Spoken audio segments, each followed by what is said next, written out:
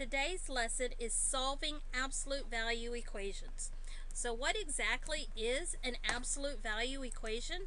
An absolute value equation is an equation where one side has an absolute value as part of the problem. Now, if you remember from the last lesson, the absolute value is the distance from 0. So if you look here, what we're saying in this equation is the middle, what's in between the absolute value. That answer, once I take the absolute value of it, is 7. So what do we know about taking the absolute value of a number? The absolute value of a number is the distance from 0. So we have two possibilities that are going to give us a distance of 4. In this example down here at the bottom, we have a -4 and a +4. If we take the absolute value of each one of these, we're going to get the same answer, even though they are two distinctly different numbers. I know many of you are saying, but it's just got a minus sign. Well, that's the difference between having money in the bank and not having money. So those are two distinctly different numbers that will give us the same result if we take the absolute value. So what does that mean? That means that we can have more than one answer. So that's where we need to be careful, because we can have more than one answer for absolute value. We can. Does it mean that we always will? No. So we'll have to check the answers that we get. So here we go with procedures for solving absolute value. Remember, you can pause if you need to write any of this down. We are going to take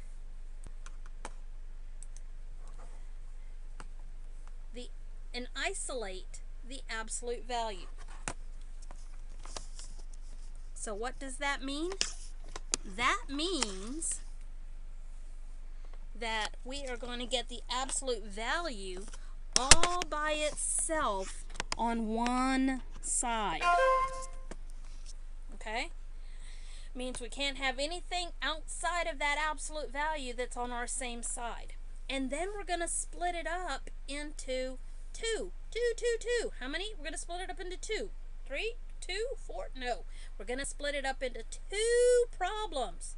We're going to set whatever the inside is of the absolute value equal to the plus or the minus of the other side. So whatever the inside is. Then we're going to check our equation, or solve our equation, and then we're going to check it. And how are we going to check it? We're going to plug and chug.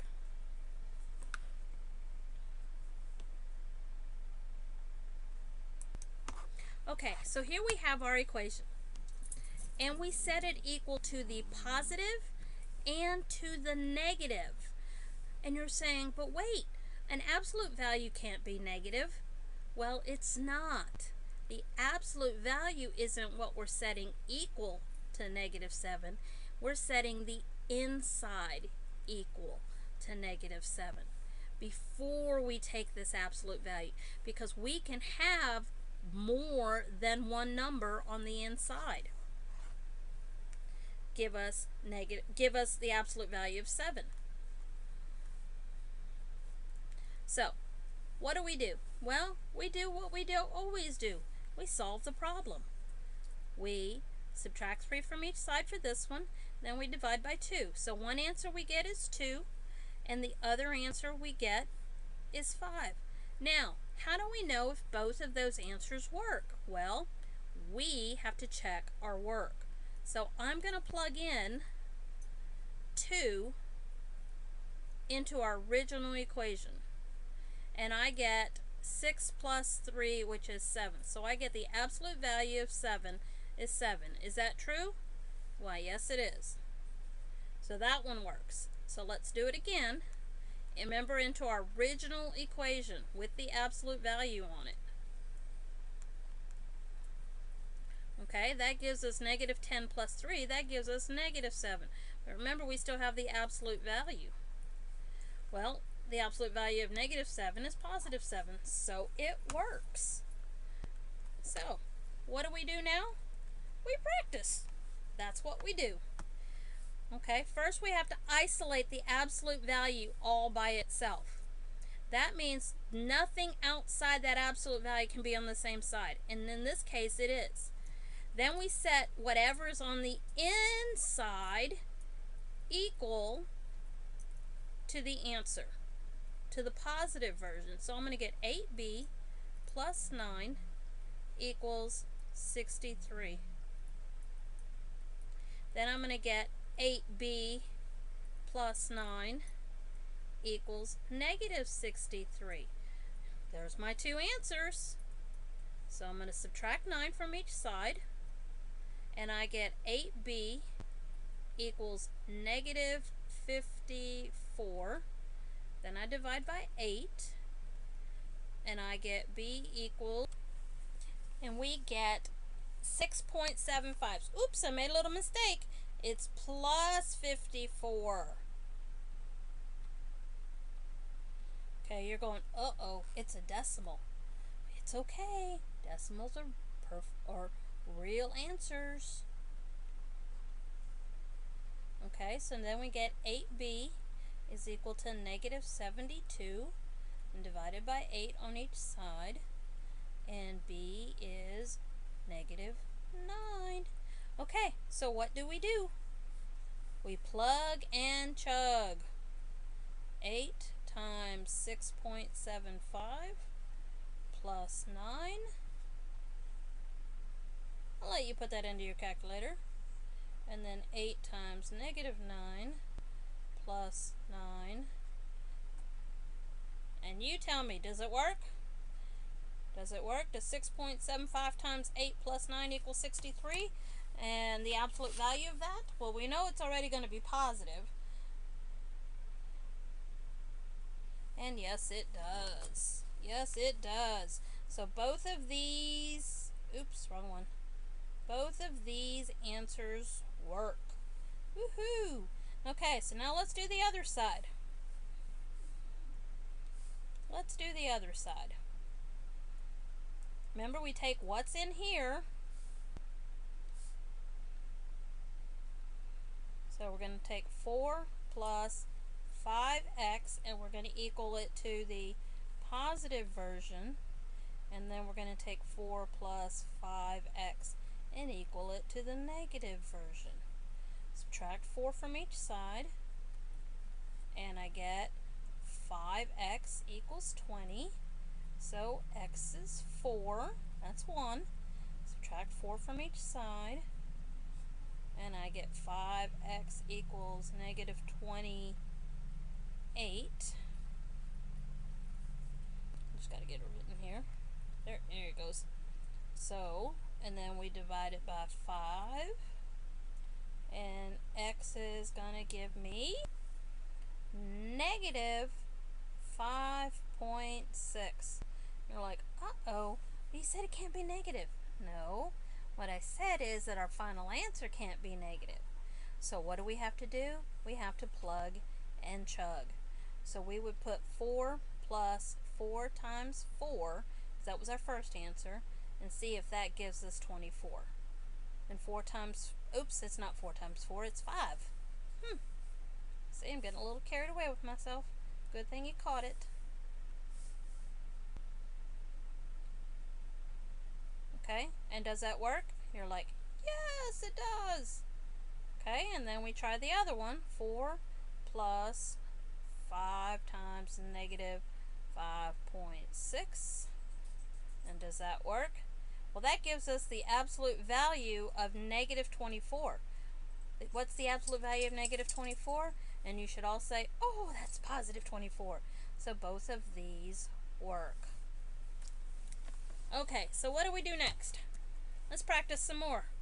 Uh-oh, what's wrong with our first problem? Now, I'm not going to completely do these problems, and that's simply because I'm just trying to get you started. Okay? But what's wrong with this? The first rule is this absolute value has to be all by itself. Well, that means we have to get rid of this guy. He's got to come over here. So what do? Pray tell. What do we do? You say, oh, well, we just add 3 to each side. We do. So we get the absolute value of 5 minus 8x equals 40. Now, have we done anything? No, we haven't done anything. So then we have problem number 1 equals 40. And what would problem number 2 be? Oh, you say whatever's on the inside, you set it equal to the negative. Very good. And then you solve. And how do we do that? So, oh, let's do this one. I wasn't going to do this one, but let's go ahead and do this one. Let me move number 2 over. Let me move number 2 over here. Because I want to point out a very, very tricky situation. I'm going to subtract. I got to get rid of the 5. Remember, there's my river. And then I add straight down. But look at this. This is where most people mess up. It's negative 8x. That negative sign, that minus sign doesn't go away, guys. And then I divide by negative 8.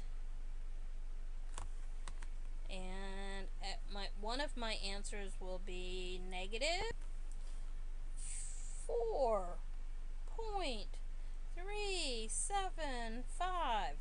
Okay, so that's one of them. And then this one, we're going to do the same thing. Let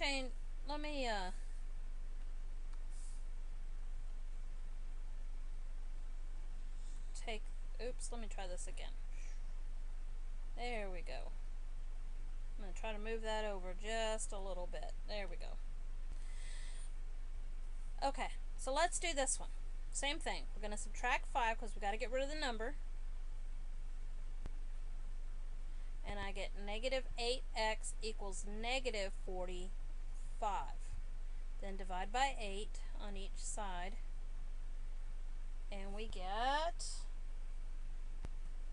positive 5.625. Okay, once you watch this video, I want you to bring the answer to this question for me. Do both of these work? I want you to bring that to class. Do both of these work? How do you do it? You plug and chug. So let's go on to number 4 real quick. I'm going to change the color real quick. And this is probably the easiest problem you will have. Because this one is going to be no solution. You're like, what? No solution? Why? Well, look at this right here. What's going on? What did I tell you the absolute value cannot be equal to? This absolute value is equal to a negative. If we put any number in this equation, will we ever get a negative 58 out? No, we won't. We will not. So, that's why it is no solution. So, to wrap up, let's talk about extraneous solutions. Why do we plug and chug? We plug and chug because we might get extra answers that aren't right. That's why we plug and chug. We might get 2 answers, but that doesn't make them both true. Okay? So that's why you have to go back and plug in to see if both of those work. You might get 2 answers and then say stop, and my pity the fool who doesn't go back and check, because you could get an easy problem wrong if you don't check. The secret word for today, is gonna be Gumby. Gumby, you know, the little green carrot, the little green guy that you can move around. His name is Gumby. Okay, so what do you do now that we've done this quiz? You go practice by doing the problems in this set. I suggest you do the odds because the answers are in the back of the book. You have the ability to watch the video, to read the lesson, to to do the practice problems all before you take the quiz. That's why there are no quiz corrections. Okay? There are no quiz corrections. Now for my final public service announcement. As always, please use your course name. Now, when I mean course name, it does not mean Algebra 2, because I teach 3 different forms of Algebra 2 with all their own section numbers. Course name is either going to be 302, 303, or 304. That's the course name. And then your section number is also listed. So please make sure that those are all listed on any communication you have to me.